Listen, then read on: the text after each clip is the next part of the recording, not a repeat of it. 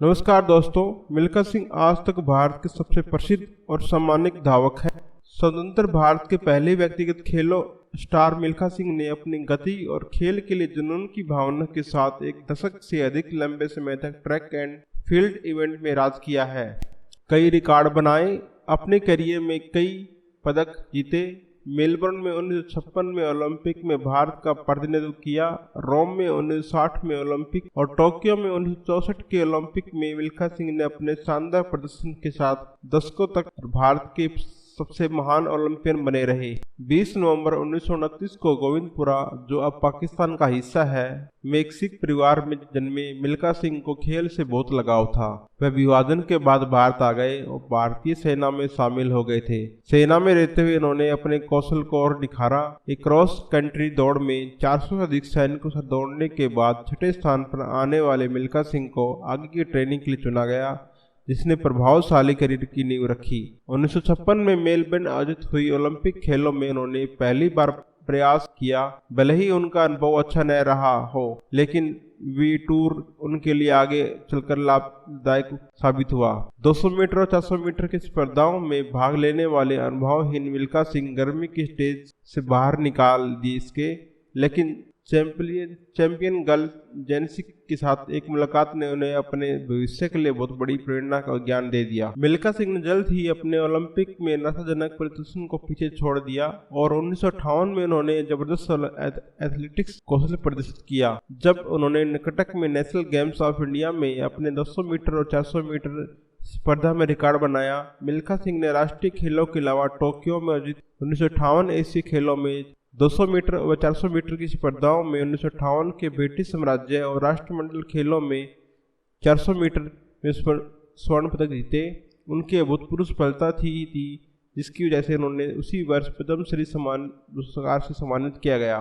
मिल्खा सिंह की 46.6 सेकंड की टाइमिंग ने उन्हें स्वतंत्र भारत की ओर से कॉमनवेल्थ गेम में पहला स्वर्ण पदक दिलाया और वह एकमात्र भारतीय पुरुष है जिन्होंने व्यक्तिगत एथलेटिक्स कॉमन गेम्स में स्वर्ण पदक जीतने का रिकॉर्ड 56 साल तक बरकरार रखा। इससे पहले कि वे विकास दौड़ द्वारा 2014 में कॉमन गेम्स में स्वर्ण पदक जीता था, ये रिकॉर्ड मिल्खा सिंह के नाम ही दर्ज था। कृष्णा पुनिया द्वारा 2010 में डिस्क थ्रो में स्वर्ण पदक जीतने से पहले मिल्खा सिंह ने 52 साल तक व्यक्तिगत एथलेटिक्स कॉमन गेम्स में स्वर्ण पदक जीतने वाले एकमात्र भारतीय होने का टैग अपने ही पास रखा था।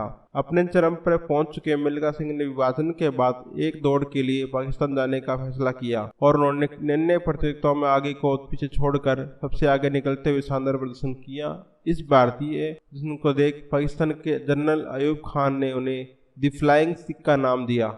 हालांकि मिल्खा सिंह के करियर में सबसे नाटकीय पल आना बाकी था। रोम में 1960 के समर ओलंपिक खेलों में वे भारत के सबसे बड़े पदक उम्मीदों में से एक थे और शानदार प्रदर्शन को देखकर देश उनसे उम्मीदों पर खरे उतरने की उम्मीद कर रहा था। 400 मीटर दौड़ते हुए मिल्खा सिंह 200 मीटर के निशान तक आगे बढ़ रहे थे। उसके बाद उन्होंने आराम से दौड़ने का फैसला किया। यही एक गलती हुई जिसने दूसरों को उनसे आगे निकलने का मौका दिया। दौड़ में कई रिकॉर्ड टूटते हुए देखे गए। अंत में विजेताओं की घोषणा करने के लिए फोटो ऑफ फिनिश की पड़ी, जहां संयुक्त राज्य अमेरिका के ओटिस डेविस ने जर्मनी के कार्ल कॉफमैन को कुछ पलों के अंतर से पीछे दौड़ जीती थी।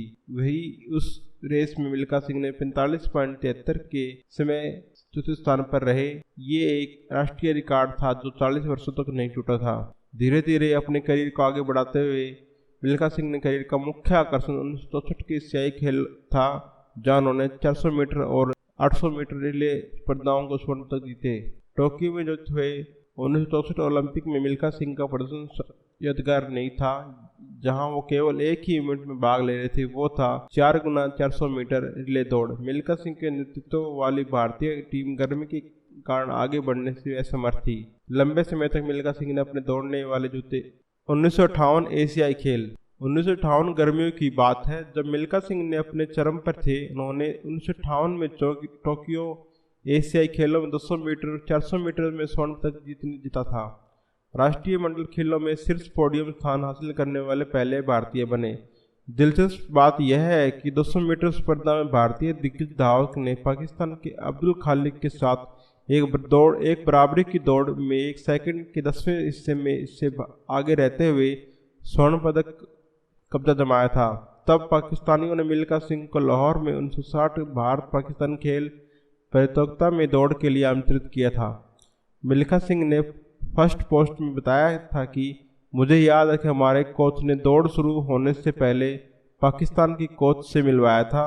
उसमें उन्होंने प्रतिक्रिया व्यक्त की थी, लेकिन मेरे जीतने के बाद पाकिस्तानी बहुत दयालु थे और उन्होंने मुझे लाहौर में दौड़ने के लिए आमंत्रित किया। शुरुआत में तो मिल्खा सिंह पाकिस्तान का दौरा करने में काफ़ी हिचकिचा रहे थे, क्योंकि विभाजन के वक्त कुछ दर्दनाक यादों से उन्हें परेशान कर दिया था। लेकिन फिर भारत के तत्कालीन प्रधानमंत्री जवाहरलाल नेहरू ने उन्हें जाने के लिए मना लिया और उन्हें पाकिस्तान जाकर आयोजन में भाग लेने का फैसला किया। मिल्खा सिंह ने फर्स्ट पोस्ट को बताया था कि पाकिस्तानियों ने मेरा स्वागत किया। मैं एक खुली जीप में बागा बॉर्डर से लाहौर दाखिल हुआ। लोग सड़क के दोनों देशों के झंडे के साथ लाइन में खड़े थे। बहुत खास था। मिल्खा ने तब 100 मीटर में 1958 के एशियाई खेलों में चैंपियन खालिद को 200 मीटर स्पर्धा में हराया था। इस प्रतियोगिता को जनरल अयूब खान ने बहुत करीब से देखा था और उन्होंने ही मिल्खा को फ्लाइंग सिख के नाम से संबोधित किया था। अयूब खान ने कहा था कि मिल्खा जी, आप पाकिस्तान में दौड़ नहीं रहे थे, आप उड़ रहे थे। हम आपको फ्लाइंग सिख की उपाधि देना चाहते हैं। मिल्खा ने कहा था, इसलिए अगर लोग मुझे उस उपनाम से जानते हैं तो यह पाकिस्तान की उदारता के कारण ही है।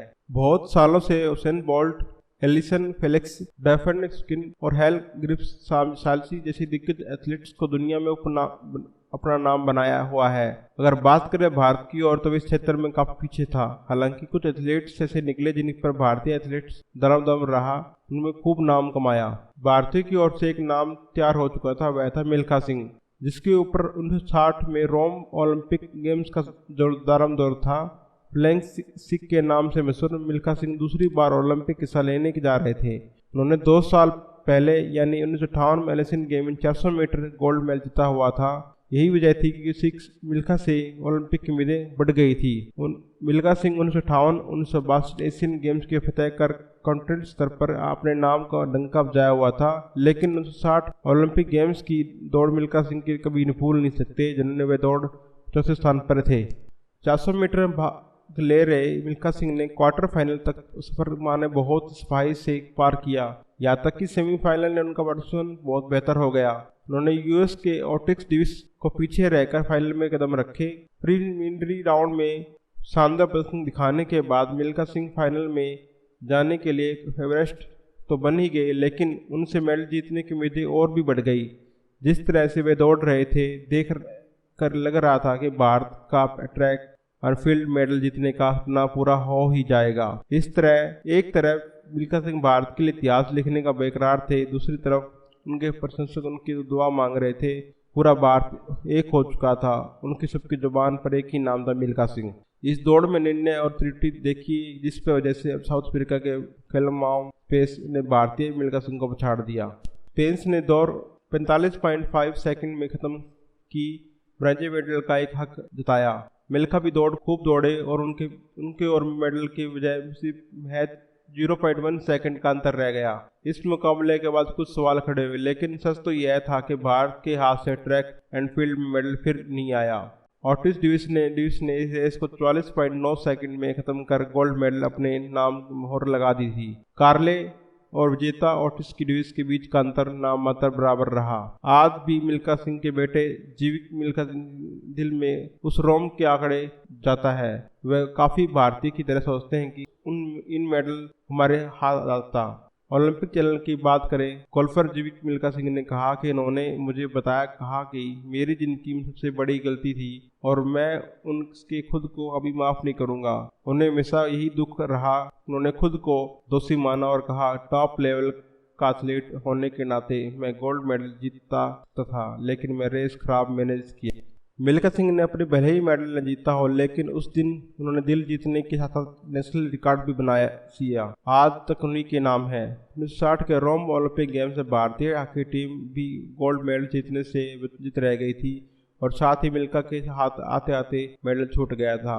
ओलंपिक गेम्स के अलावा मिल्खा सिंह ने कई प्रतियोगिताओं अपने नाम की है। उन्होंने भारतीय रैक एट फील्ड रिश्ते का उज्जवल कर दिया था। हसीना गेम्स में उन्हें गोल्ड मेडल जीतने के बाद साथ मिल्खा सिंह कॉमनवेल्थ गेम्स में ट्रैक एंड फील्ड में गोल्ड जीतने वाले पहले भारतीय भी बने। इसके बाद इतिहास रचा गया जब प्रधानमंत्री जवाहरलाल नेहरू ने मिल्खा सिंह जीते के अगले दिन ही देश में राष्ट्रीय छुट्टी का ऐलान किया। मिल्खा के बाद भी भारतीय खेल जगत में बढ़ावा दिया और इस बार पंजाब के डायरेक्टर ऑफ स्पोर्ट्स बन गए। आज इस इवेंट को लगभग 60 साल हो चुके हैं, लेकिन मिल्खा सिंह का नाम आज भी भारत के अदब और इज्जत से लिया जाता है। लंबे समय तक मिल्खा सिंह ने अपने दौड़ने वाले जूते को लटका दिया था। उन्होंने और उनकी बेटी सोनिया सानकोलकर ने अपनी आत्मकथा the race of my life लिखी थी, जो जुलाई 2013 में प्रकाशित हुई थी। बाद में इस पुस्तक को एक बायोपिक में बदल दिया गया जिसका नाम था भाग मिल्खा सिंह भाग, जिसे राकेश ओम प्रकाश मेहरा ने प्रदर्शित किया था और अभिनेता फरहान अख्तर ने मिल्खा सिंह की भूमिका निभाई थी। फिल्म ने बॉक्स ऑफिस पर 2.1 मिलियन की कमाई की थी। यह फिल्म 12 जुलाई 2013 में रिलीज हुई थी। फिल्म में मिल्खा सिंह का किरदार फिल्म जगत के मशहूर अभिनेता फरहान अख्तर ने निभाया था। यह फिल्म दर्शकों को द्वारा काफ़ी पसंद की गई थी। इस फिल्म को 2014 में बेस्ट एंटरटेनमेंट फिल्म पुरस्कार भी मिला था। फ्लाइंग सिख के परिवार में 3 बेटियां हैं, मोना सिंह, एलिजा ग्रोवर, सोनिया सालका और एक बेटा जीविक मिल्खा सिंह जो एक गोल्फ खिलाड़ी है। महान खिलाड़ी धावक मिल्खा सिंह को शुक्रवार रात 91 वर्ष की उम्र में कोरोना से निधन हो गया। वो अपने पीछे एक विशाल विरासत छोड़ गए हैं।